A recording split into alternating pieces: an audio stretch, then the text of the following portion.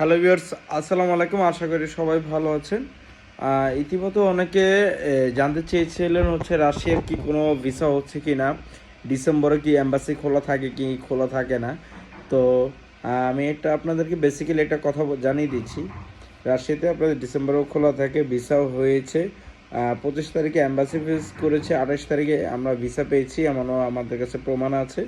ইনশাল্লাহ সেক্ষেত্রে হচ্ছে নহিন ফ্লাইওল্ডের হচ্ছে দুইজন ক্যান্ডিডেট, তিনজন ছিল। একজন হচ্ছে নবাবগঞ্জের, একজন হচ্ছে কিশোরগঞ্জের, একজন হচ্ছে লাগে ব্রাহ্মণবাড়িয়া। তো তিনজন মধ্যে হচ্ছে দুইজন অ্যাম্বাসি ফেস করে ইনশাল্লাহ তারা ভিসা পেয়েছেন 28 তারিখে।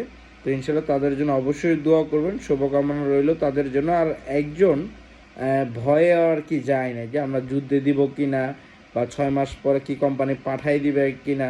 তো অনেক কারণে সে নেগেটিভ হওয়ার কারণে ক্যান্সেল করে দিয়েছে। এই হচ্ছিল বর্তমান রাশিয়ার ভিসা আপডেটটা। ইনশাল্লাহ আশা করি অবশ্যই শেয়ার করবেন।